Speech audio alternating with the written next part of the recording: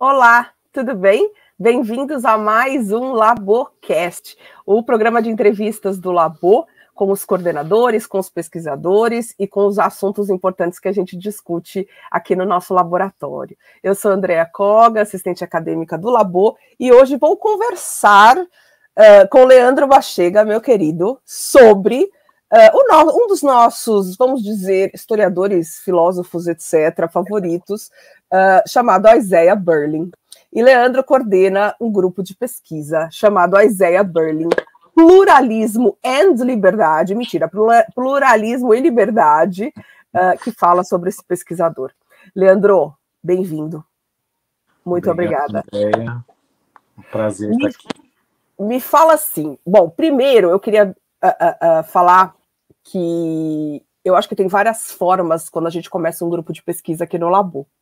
Às vezes tem algumas ideias que surgem assim maravilhosamente do nada, e algumas ideias que vão se formando aos poucos, né?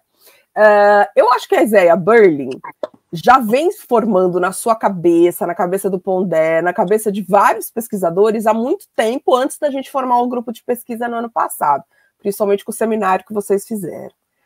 Eu queria saber se foi isso mesmo, né? Se foi assim a formação do grupo que vocês pensaram, e quais os objetivos da gente estudar a Isaiah Berlin no grupo hoje?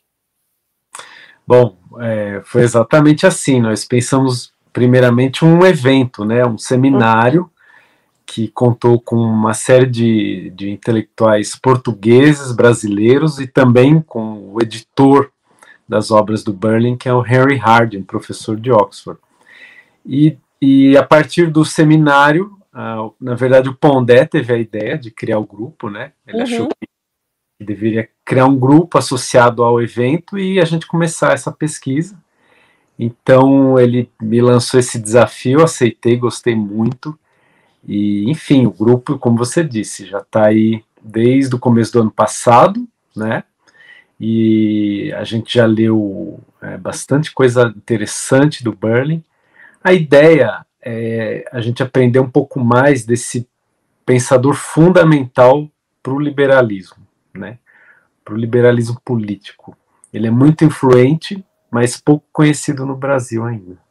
É isso que eu ia falar. E eu acho uma das coisas mais interessantes do Berlin, na realidade eu acho várias coisas interessantes, né? Mas enfim, quem sou eu perto de vocês, do grupo que discutem com tanta propriedade. Mas eu acho que duas coisas. Primeiro, Leandro, que ele, vamos dizer assim, ele percorre todo o século XX, porque ele, né, vive durante o século XX inteiro, praticamente. E segundo, ele é chamado, que na minha opinião, uma das coisas mais fascinantes, de historiador das ideias. E aí eu queria te perguntar isso, em relação às ideias dele, o que quer dizer ser um historiador das ideias? Porque não é comum a gente ver isso, pelo menos, né? Pois é, o Berlin, como uma série de outros intelectuais do século XX, ele está interessado em saber como é que as ideologias dos totalitarismos surgiram. Certo. Então ele vai buscar, no caso do Berlin, principalmente no século XVIII, a história das ideias políticas que culminam no pensamento do século XX e, portanto, e principalmente dos totalitarismos, né? Então ele se concentra no século XVIII e lê autores tanto do iluminismo, principalmente francês, quanto do romantismo alemão, né? E a partir desses esses dois grupos de pensamento, né, essas duas escolas, ele vai retirar coisas boas que esses intelectuais produziram e que tiveram influência determinante, influência positiva para a civilização ocidental, mas também ele detecta alguns pontos que acabaram se tornando grotescos, se tornando macabros na história, né? Principalmente o surgimento dos fascismos, o nacionalismo extremado, um preconceito. Então é por isso que o Berlin é um historiador das ideias, ou seja, ele reconstrói, né, a partir de uma leitura que é toda sua, toda específica. A característica dele, né? Exatamente. Como é que o século XX pensa como pensa. Isso é fundamental, né? Isso é fundamental para a gente entender que ninguém, por mais brilhante que seja o historiador ou etc., ninguém recria a roda, né, Leandro? Ah, sim. Ninguém recria a roda, quer dizer assim, as pessoas estudaram e falaram coisas antes de você pensar. Então, né, vá atrás do que pessoas brilhantes já escreveram antes de você, porque é provável que você não tenha tido toda esse brilhantismo, né, essa criatividade sozinho, né? É verdade. Tem um livrinho do Berlin, como diz a Adriana, quando tem um livrinho pequenininho, ela fala assim, é uma perolinha, e eu concordo, e é uma perolinha da editora Ainé, que é a Isaiah Berlin, uma mensagem para o século XXI. Sim. E nesse livro, ele fala logo no início, eu vou pegar aqui para ler, porque obviamente a gente não sabe de cor tudo, que 2 fatos moldaram a história humana no século XX, que é o que você estava falando, do fascismo e tudo mais. Mas ele fala o seguinte: 1, o desenvolvimento das ciências naturais e da tecnologia, e 2, a Revolução Russa e seus desdobramentos. Você acha que é isso mesmo? A gente pode, enfim, como a gente interpreta, como a gente coloca isso?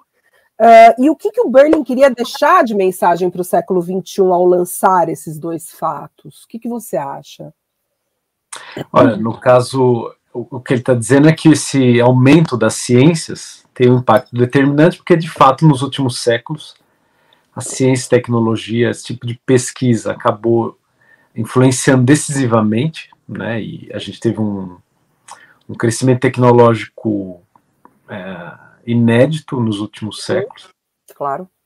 E a Revolução Russa como um contraponto à democratização, à ideia de liberdade, porque dos 2 totalitarismos, o que teve vida mais longa foi, de fato, o da União Soviética, né? Sim. Ele influencia porque, que bom, o nazismo desapareceu, mas ainda um totalitarismo soviético permanece como um contraponto à liberdade, já que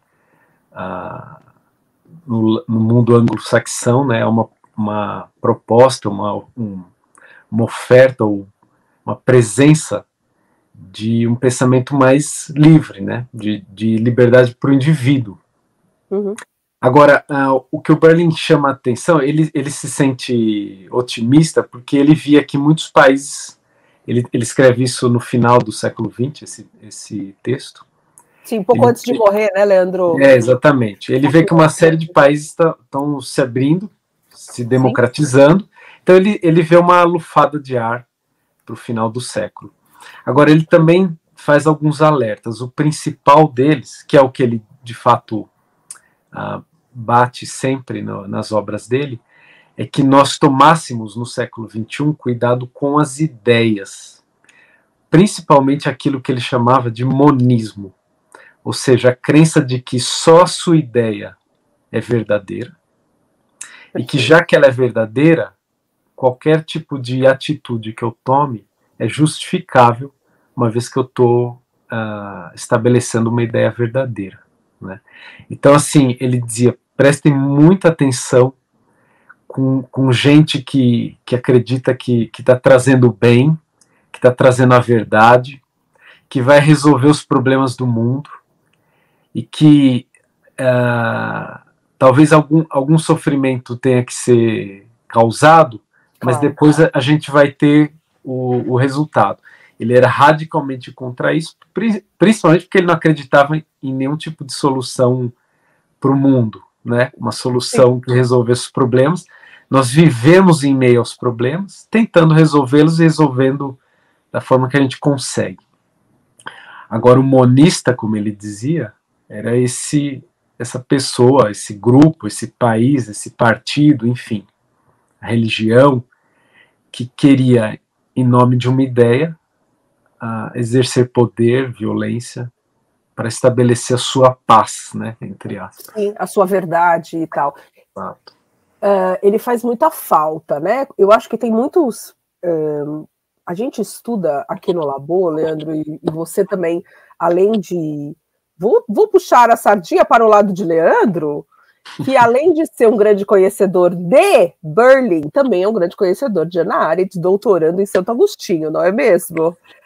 Que poucas pessoas sabem. Então aqui a gente dá a ficha corrida da pessoa e enaltece as qualidades. Mas o que eu ia dizer é o seguinte: você, como conhecedor de Berlin, de Arendt, de Santo Agostinho, enfim, tantas pessoas em séculos absolutamente diferentes e com ideias absolutamente diferentes, como isso faz falta agora, nesse momento que a gente está vivendo, no mundo contemporâneo, com todas essas crises e, enfim, não preciso descrever aqui, mas como se faz necessário a gente voltar a essas pessoas sempre. Sim. O que é muito bacana é que um dos principais livros do Berlin, que é Raízes do Romantismo, acabou que eu digo realmente em 2022, poucas semanas atrás, acabou de ser reeditado pela editora Fósforo. E esse livro é o objetivo do grupo de vocês, né? É o objetivo do grupo de pesquisa. E aí eu queria que você falasse assim, qual a importância dessa obra, tanto para o Berlin quanto para os nossos estudos contemporâneos, porque a gente tem, né, é outra edição agora, e inclusive, eu acho que o mais bacana é que eu vi o Raízes do Romantismo assim, em destaque em livraria, que talvez, não sei, foi destaque mesmo nos lançamentos do não ficção e tal, não na prateleira escondido, ali nas mesas de entrada de livraria, já vi em duas. Então eu queria saber o que é a importância dessa obra para você e para a discussão do mundo contemporâneo, né? Sim, bom, a gente tinha lido antes um pouquinho sobre o iluminismo no nosso grupo, né? Tá. E o romantismo ele surge como uma resposta ao iluminismo, porque o iluminismo ele traz todo um modo de vida que se pautasse pela razão, fosse extremamente racional, e como diz o Berlin, os iluministas tentaram, principalmente os franceses, encontrar respostas que fossem definitivas para a vida humana, assim como as ciências naturais encontravam respostas no mundo natural. Ou seja, havia uma expectativa no iluminismo de encontrar uma verdade para a vida dos homens, aquele monismo, um pouco daquilo que a gente falou. Aquilo que a gente falou, sim. E que, na verdade, para o Berlin, essa é a busca de toda a filosofia, desde o início. Encontrar uma verdade final pela qual... Mas aí a minha pergunta é, mas essa verdade que seria a verdade comum a todos os homens, é isso? Exato. Uma vez descoberta essa verdade, ela seria necessariamente comum a todos os homens. Então, para o Berlin, o Platão procurou isso, Aristóteles, Santo Agostinho, até os iluministas. Tá. Qual é, então, a importância do romantismo? É que o romantismo quebra com isso, ao dizer que não há valores, não existem valores inscritos em lugar nenhum, em nenhuma revelação, em nenhuma lei natural, nem no coração dos homens.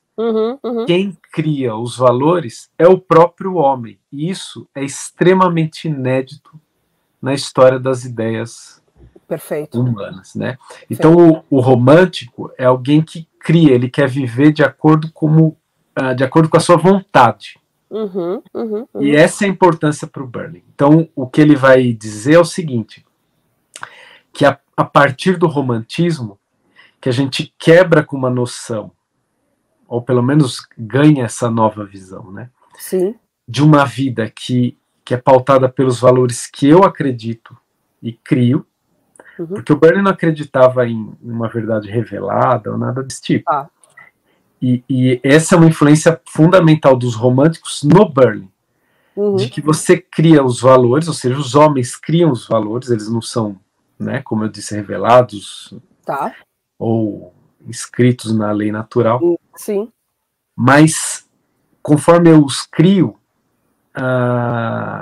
eu vivo de acordo com aquilo que eu melhor desejar. Né? Isso é fundamental, ou seja, não há uma verdade para se descobrir, mas essa importância da vontade ganha espaço, né? Que é o que depois o Berlin vai chamar, claro, depois de um longo caminho, o chamado pluralismo de valores. Né? Então, contrário àquele monismo, ele propõe pluralismo, ou seja, existe uma série de valores que são importantes, são valiosos, são determinantes, mas nenhum deles é mais importante que o outro. E é necessário que se entenda a existência deles para que eu não seja vítima de um pensamento exclusivista, né? Perfeito. Ou fique esperando uma verdade única. E só consiga viver a partir daquela verdade única, que não vai dar. Ele fala assim, esses choques de valores são próprios de sua essência e de nossa essência humana. Se nos dizem que essas contradições serão resolvidas em um mundo perfeito, no qual todas as coisas boas poderão ser harmonizadas teoricamente, devemos responder que os significados que eles atribuem a esses valores não são os mesmos que os nossos. Eu adoro essa frase. Exatamente. Gente, adoro. Falando em adorar a frase, tem um artigo seu que a gente publicou no Aflates em 2019. 2019, gente, parece que o Labo tem 50 anos, mas enfim, no começo do Labo. Que chama Isaiah Berlin e a Imaginação. E aí eu vou ler o que você escreveu. Às vezes a gente não lembra o que a gente escreve, né, Leandro? Mas enfim, tipo, eu não lembro absolutamente nada. Mas enfim, por isso que eu vou reler.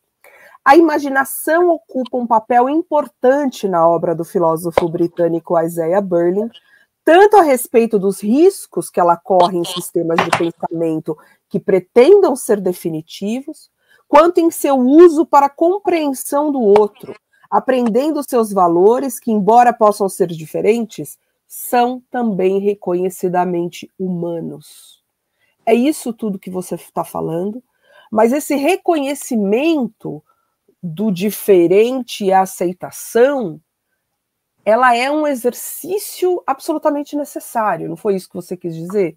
Exatamente. A imaginação tem dois usos aí, pelo menos que eu considero nesse texto, né?